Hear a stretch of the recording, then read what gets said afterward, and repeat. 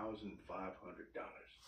No touchscreens, no Bluetooth, just steel, an AM radio, and a bench seat wide enough to fit 3 grown men and a dog. And if you broke it, you fixed it yourself. The Korean War began in 1950 and lasted till 1953. Over 1.7 million Americans served. It wasn't talked about as much as World War II, but it changed thousands of families forever. For many veterans, it was a brutal, cold, uphill fight, and one they rarely spoke about afterward. Most American homes didn't have air conditioning in the 1950s. You cooled off with a fan, a cold glass of lemonade, and a nap on the porch.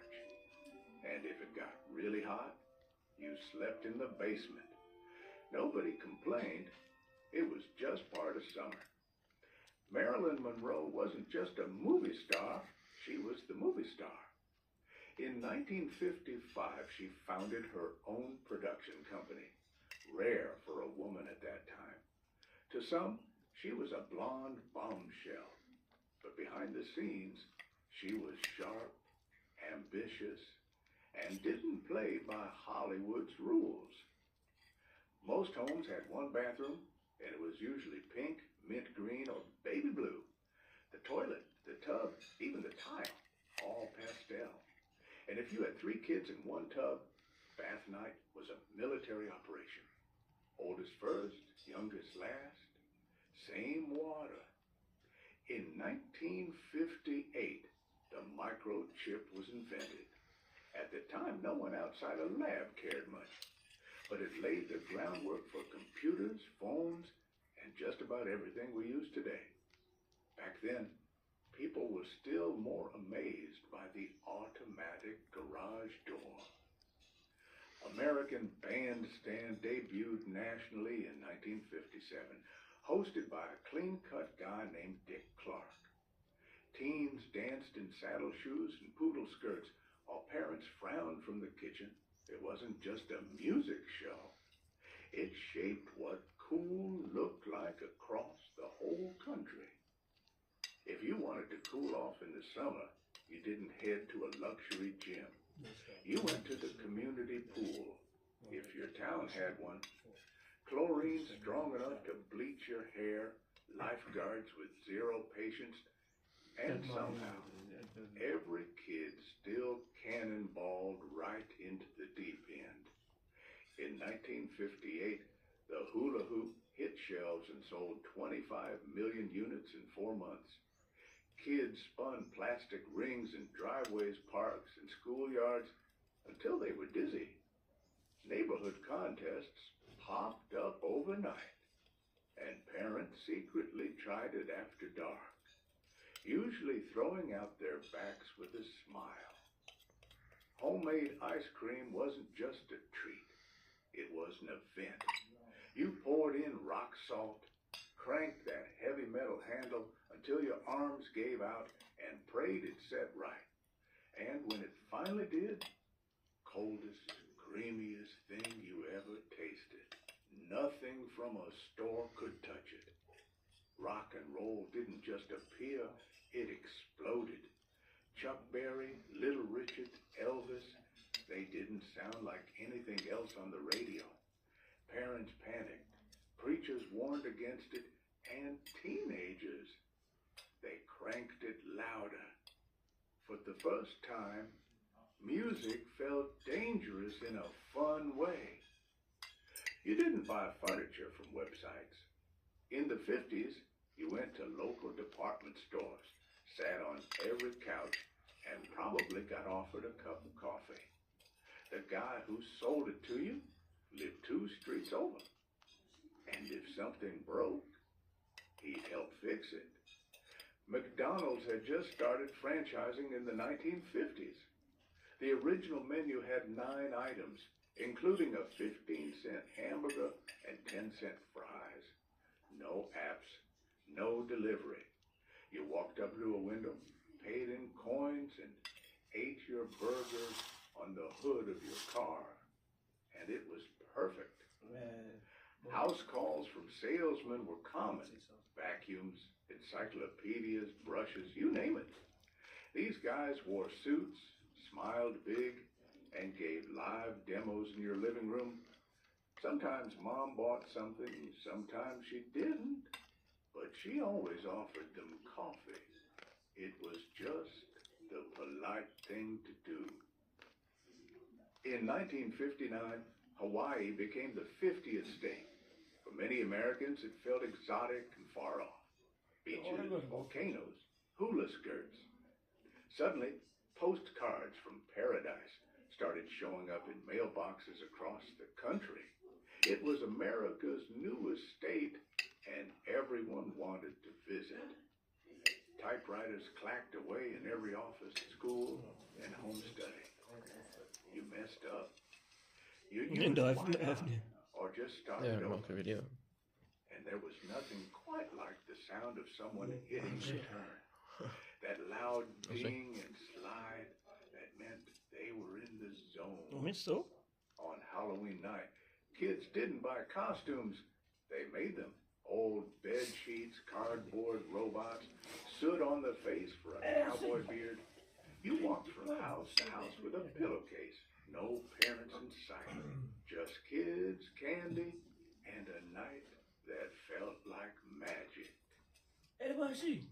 In the 1950s, TVs didn't come with stands. They were the furniture.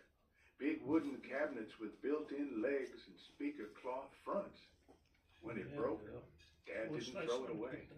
He called the repairman, who'd show up with a toolbox and a cigarette. Men wore hats, not for fashion, because that's just what you did. Fedoras, flat caps, even pork pies. You put it on before leaving the house, tipped it when you greeted someone, and took it off indoors. It was automatic. No one questioned it.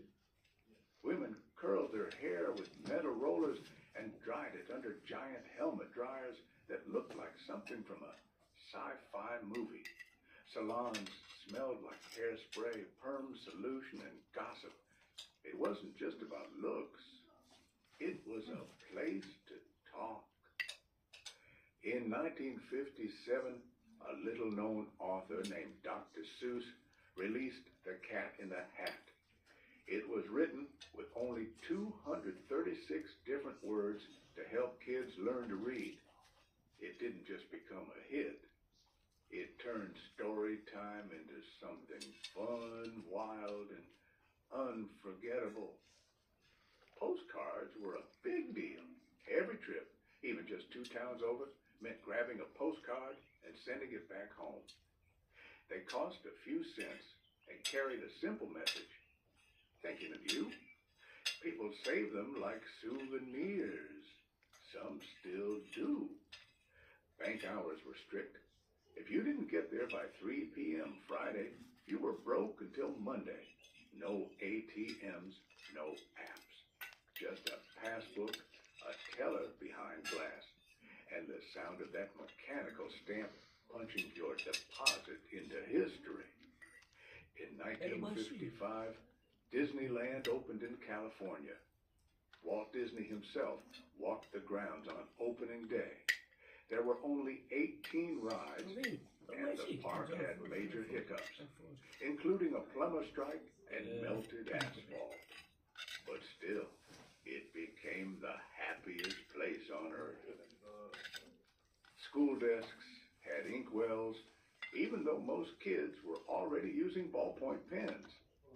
The holes stayed anyway, like little fossils from the past. You'd poke your pencil through them during math and wonder how anyone ever wrote with an actual feather and ink. Church on Sunday wasn't a maybe. It was the anchor of the week. Families dressed up. Kids sat still mostly.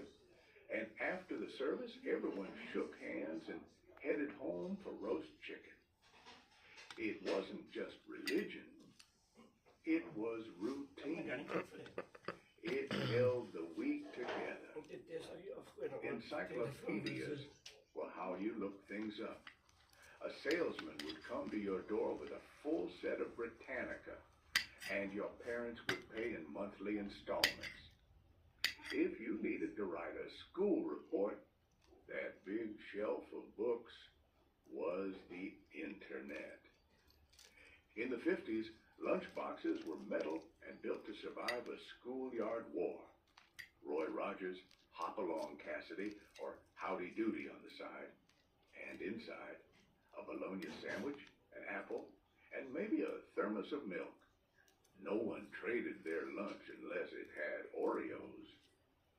The first credit card as we know it, Diners Club, launched in 1950. It started as a way for businessmen to pay for meals without cash. By the end of the decade, more folks were signing up and forgetting to read the fine print. In 1951, the first coast-to-coast live television broadcast aired. President Truman spoke from the White House, and folks across the country watched it happen at the same time. It was the start of a new kind of connection. One screen, one nation, one moment. Yard games were everything. Horseshoes, jacks, marbles, jump rope, and lawn darts. The metal kind, the ones that could skewer a foot if you weren't careful. Kids didn't need instructions. They made up the rules as they went and played till dark. Canned food was king, Spam, condensed soup, and canned fruit cocktail with one lonely cherry. Housewives stocked pantries like mini fallout shelters, quick, cheap, and shelf-stable. It wasn't gourmet, but it fed a family of 5 on one paycheck and a lot of casseroles. Bar soap was the default. Irish Spring, Lifebuoy, Dial came in cardboard boxes, smelled strong, and lasted forever. Every bathroom had a washcloth and a mystery drawer filled with half-melted pink and green soap chunks that stuck to the sink like glue. Brownie cameras became wildly popular thanks to Kodak. Anyone could afford one. Suddenly, memories weren't just kept, they were captured. Birthdays, beach trips, backyard BBQs, all in grainy black and white. If your finger wasn't in the frame, it was a great photo. Every home had ashtrays, even if not everyone smoked. Glass, ceramic, sometimes built right into the furniture. Guests lit up at the dinner table, in the car, even in the doctor's waiting room. Nobody thought twice. Smoke just came with the scenery. TV shows ended with a moral. Whether it was Lassie, The Lone Ranger, or Father Knows Best, there was always a clear lesson by the end. Be kind.